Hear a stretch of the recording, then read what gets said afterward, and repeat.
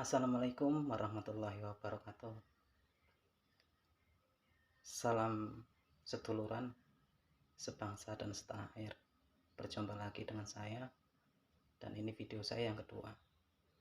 Video saya yang pertama kemarin membahas tentang wudhu, dan sekarang pun saya masih ingin ngomongin tentang wudhu, karena wudhu itu sangat penting untuk dipahami, dan wudhu itu juga perilaku perjalanan kita sehari-hari. Dan mohon maaf kalau sebagian kata dari video kemarin dengan sekarang mungkin masih terulang-ulang, karena supaya lebih jelas, lebih gamblang untuk dipahami dengan logika yang ada, dengan akal sehat yang ada. Wudhu juga bisa dikatakan amar ma'ruf, menyeru kebaikan. Menyeru kebaikan itu juga sama aja dengan akhlak kita, akhlak yang luhur, budi pekerti yang luhur, atau adab. Kalau bilang orang Jawa itu mengatakan toto kromo. Dan nahi mungkar itu sebenarnya adalah puasa kita. Nahi mungkar itu berseru untuk memerangi. Apa yang harus diperangi? Kalau mereka siapa yang harus diperangi? Itu sebenarnya tidak lain dan tidak bukan adalah diri kita sendiri. Kenapa saya bilang demikian? Karena perang yang sebenarnya itu melawan hawa nafsu diri kita sendiri, bukan orang lain. Bukan menindas orang lain, bukan menghancurkan orang lain, mencaci maki, berbuat keji, mungkar. Itu bukan yang dimaksud dengan nahi mungkar. Sebenarnya itu ya melawan nafsu kita sendiri. Ngomongin puasa nanti dulu lah di video selanjutnya. Sekarang kita bahas tentang wudhu dulu. Wudhu, amar ma'ruf, menyeru kebaikan, atau mencegah perbuatan keji dan mungkar. Mencegah perbuatan keji dan mungkar itu tidak menindas sesama, tidak saling mengkafirkan, tidak mencaci apalagi memaki. Kalau tetap kalian lakukan seperti itu, sama aja batal wudhu kalian. Antara mulut dengan pantat tidak bisa dibedakan.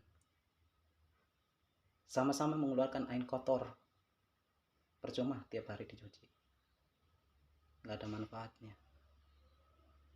Dan untuk para orang-orang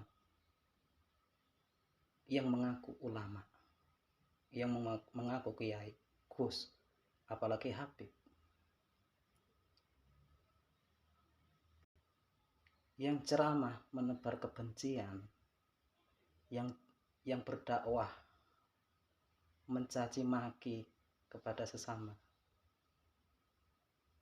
apakah itu sudah dibilang bersih? Apa suci? Jangankan suci, bersih aja belum. Percuma hafal ayat, percuma hafal hadis, percuma hafal dalil, tapi kalau perbuatan kalian itu tetap kotor, percuma. Kalau cuma mencegah perbuatan keji dan mungkar, binatang dan tumbuh-tumbuhan aja pintar. Mereka waktunya makan, waktunya tidur. Tidak seperti kita, tidak seperti kalian yang selalu mencaci memaki di antara sesama, mengadu domba, menyeru untuk perang. Seharusnya yang diperang itu diri kalian, diri kita sendiri. Kalau binatang itu wajar, mereka tidak berakal, yang selalu kelahi, yang selalu bentrok di antara sesama binatang, karena mereka itu tidak punya akal.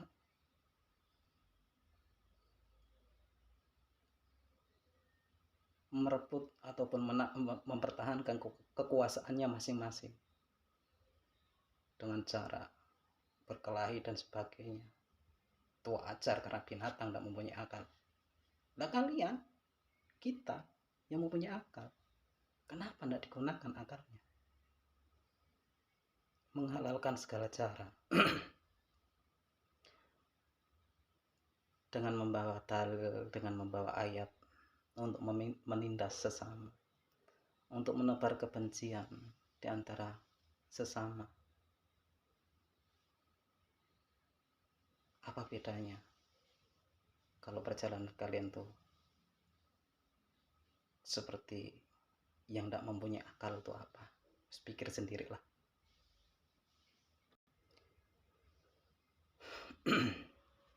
Coba kalian tuh belajar dengan orang-orang Jawa yang selalu menjunjung tinggi tentang adab, tentang tata krama, budi yang luhur. Tapi kenapa malah kalian hancurkan dengan membawa ayat, dengan menyeru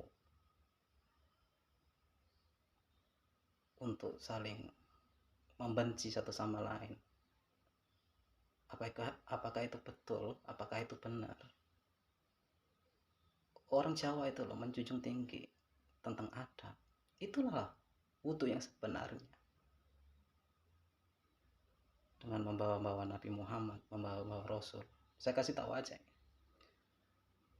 Mau mengaku ulama, kiai ataupun habib atau apapun itulah, dan mengaku bahwa umatnya Nabi Muhammad Rasulullah. Tapi ingat, banyak sekali yang mengaku-ngaku seperti itu. Ingatlah, hanya sedikit yang diakui oleh Rasulullah sebagai umatnya. Karena apa? Yang tidak diakui itulah orang-orang yang kufur terhadap ayat-ayat Allah. Untuk menegakkan wudhu aja tidak bisa. Bukannya mau sok suci, saya juga kotor. Tapi apa salahnya saya tuh mengkritik orang-orang yang disembah-sembah, orang-orang yang diagung-agungkan, tapi tidak mencerminkan budi yang luhur. Bilangnya mengadakan perbaikan, tapi nyatanya malah merusak, malah menghancurkan. Kalau kalian tidak percaya, coba pahami itu. Surah Al-Baqarah ayat 8, 9 sampai ayat 15 sudah nyata. Atau saya bacakan ayat-ayatnya, artinya aja sih. Saya bacakan surah Al-Baqarah ayat 8. Dan di antara orang-orang ada yang mengatakan, kami beriman kepada Allah dan hari kemudian, padahal mereka itu sesungguhnya bukan orang-orang yang beriman. Kenapa seperti itu? Ayat 9. Mereka hendak menipu Allah dan orang-orang yang beriman, padahal mereka hanya menipu dirinya sendiri, sedang mereka tidak sadar. Ini artinya, terus maknanya bagaimana? Maknanya ya simple aja kok kalau mau dimasukkan ke dalam logika yang mempunyai akal pikiran yang sehat. Dengan memaknai wudhu aja itu sudah kelihatan nyata yang mana hak dan yang mana yang batil. Mau lebih jelas, ayat 10. Dalam hati mereka ada penyakit, lalu ditambah Allah penyakitnya, dan bagi mereka siksa yang pedih disebabkan mereka berdusta.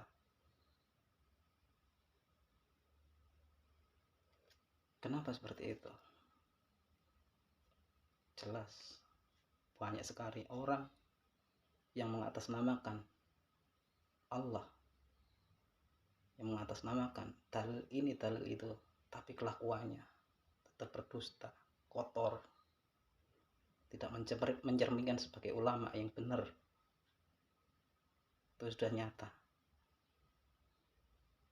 Di dalam hati mereka terdapat penyakit hati, yang selalu menyalahkan orang lain, yang selalu mengafirkan, yang menganjing-anjingkan, yang membinatangkan orang lain.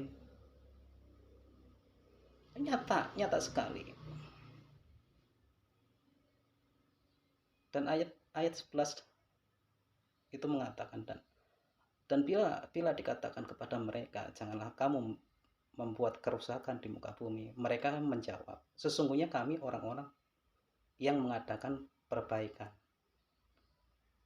Ingatlah, sesungguhnya, ini ayat 12, ingatlah, sesungguhnya mereka itulah orang-orang yang membuat kerusakan tetapi mereka tidak sadar. Apa bedanya dengan zaman sekarang? Mengatasnamakan perbaikan, tapi malah menghancurkan Islam. Akalnya di mana?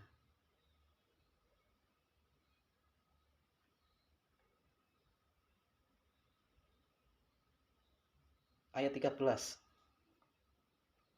Apabila dikatakan kepada mereka, berimanlah kamu sebagaimana orang-orang lain telah beriman. Mereka menjawab, akan berimankah kami sebagaimana orang-orang yang bodoh itu telah beriman? Ingatlah, sesungguhnya mereka orang-orang yang bodoh, tetapi mereka tidak tahu. Logikanya gini aja lah. Saya sebagai orang awam, seandainya mau mengingatkan yang mengaku ulama, mengaku kiai, apa kira-kira didengar? Atau kalian lah yang menonton video ini, kira-kira didengar nggak kalau untuk mengingatkan Habib yang sekarang lagi tenar? Kalian malah dicap orang bodoh. Logikanya di situ, simple aja.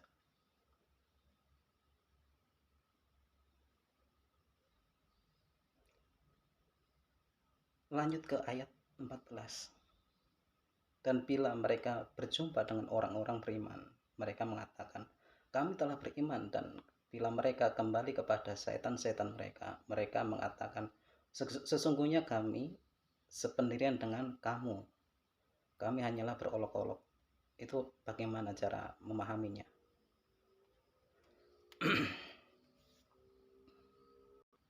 Simple aja. Yang selalu menebar kebencian, yang selalu berbuat keji dan mungkar, tidak mencerminkan sebagai orang Islam, tidak bisa menegakkan wudhu, itu perbuatannya siapa? Sekalipun itu orang-orang itu yang mengaku Habib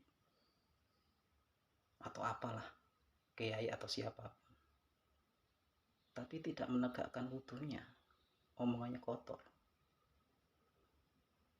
berbuat keji dan mungkar, perbuatannya siapa? Sudah jelas ayat 14.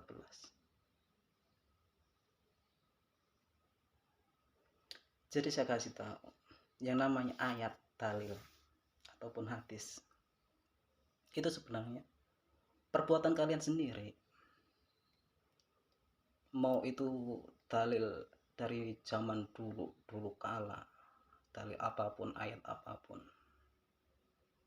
buktinya tanpa itu dilakukan,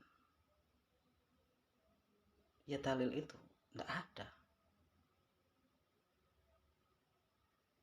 Nyatanya apa dalil itu muncul? Ya karena perilaku kita, perilaku kalian bro, yang tidak sewajarnya sebagai orang.